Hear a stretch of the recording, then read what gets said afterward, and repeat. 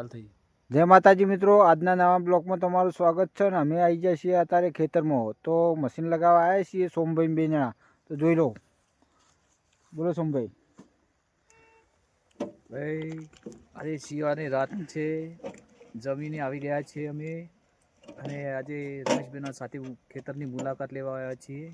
તો રમેશભાઈ મશીન ભરાવવાનું છે, કેવું મશીન ભરાવીને ઝાટકા મશીન લગાવવાનું છે.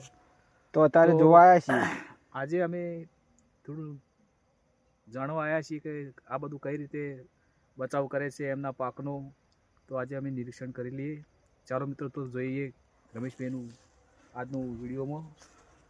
તો મિત્રો આગળ બનાવી દેજો, તમને આગળ જઈને તમને બતાવશું. બરાબર સોમભાઈ? સરસ સરસ.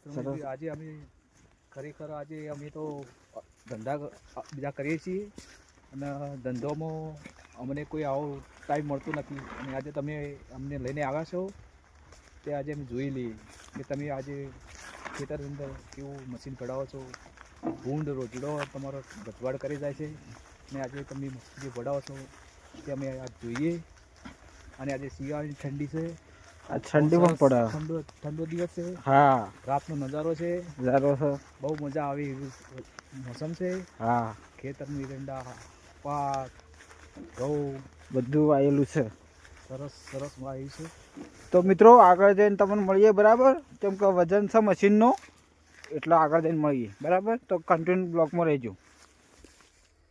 તો મિત્રો મશીન લાગી ગયું હોય, બરાબર, અને હવે ઘેર જઈએ છીએ. તો આગળ તમને બતાવતા રહો. તો આવા ઘઉં છે, જોઈ લો.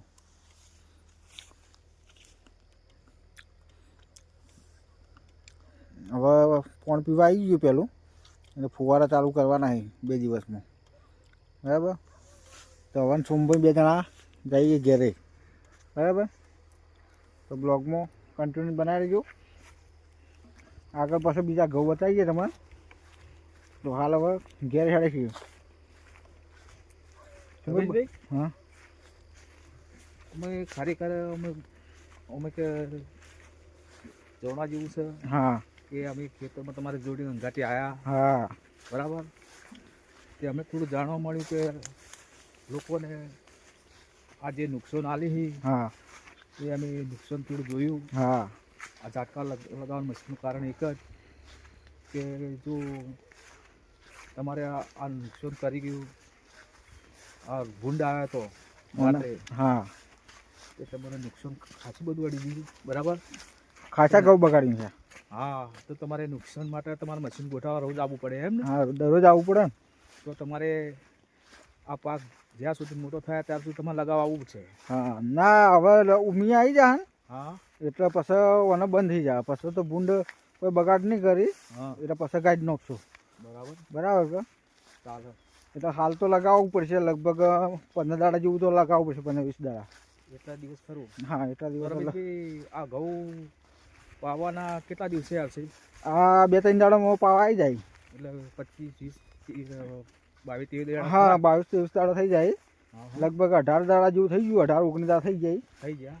હા, હવે પાવા નહીં ખાલી. બરાબર. એટલે હવે ફુવારા ચાલુ કરી નાખશો. ફુવારા આપણે કઈ યુરિયા ખાતર પહેલાં નાખવાનું ખરું? કઈ નાખવાનું, યુરિયા નાખવું પડશે અંદર. યુરિયા નાખીને પછી પાવાના? હા, પછી ફુવારા ચાલુ કરી દેવાના. બરાબર. બરાબર કે? બરાબર. તો પછી બીજા ઘઉં છે ને, એ આગળ તમને બતાવું. બરાબર? હા, તો બ્લોગમાં કન્ટિન્યુ બનાવી દેજો. હા, બરાબર? તો આગળ તમને બતાવીએ. ચાલો, તો બીજો કાપલામાં જવું પડશે. હા, બીજા બતાવીએ. હો, તો ચાલો જોઈ લઈએ. તે રમેશભાઈનો કાપલું બીજું છે, એક વાયુ છે. હા, તે આપણે એનું થોડી જોઈ લઈએ. હા, ઘઉંનું નિરીક્ષણ કરી લઈએ. બરાબર? ચાલો તો જઈએ. હા, બરાબર રમેશભાઈ? બરાબર. તો મિત્રો બીજા ખેતરમાં આવી ગયા છીએ, અને ઓળખાણ ઘઉં આવે છે. બરાબર? જોઈ લો. તો આ પીવા આવી જાય. ઓએ ઝાટકા મશીન લગાવેલું જ છે પાછું. જોઈ લો, દેખાય? રમેશભાઈ, તેનો પાવર આ બીજા કાપલામાં સપ્લાય થયો? હા, આ સપ્લાય હોય છે, ત્યાંથી આવે પાછો. ત્યાંથી પાવર અહીં સપ્લાય કરેલો છે? હા, આપણે જો લગાવ્યું ને એથી સપ્લાય કરેલો. બરાબર. બરાબર?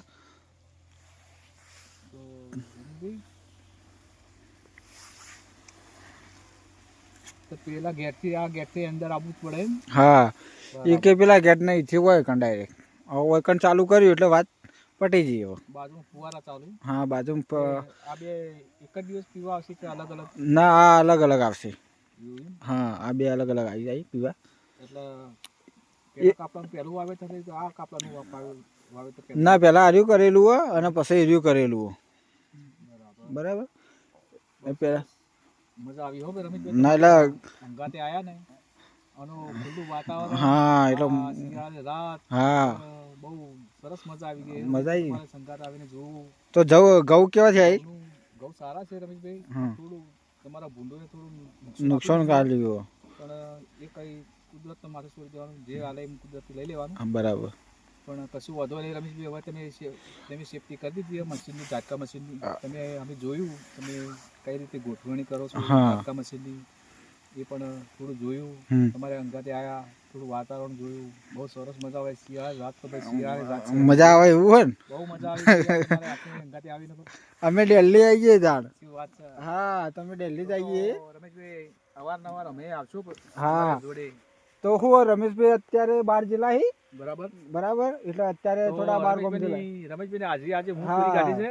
એટલે રમેશભાઈ આજે હાજર નહીં એટલે કીધું હળો સોમભાઈ લઈ લઈએ. ના ના બરાબર. તો 2 જણા જઈએ તો ફાવે સારું. ના ના બરાબર બરાબર.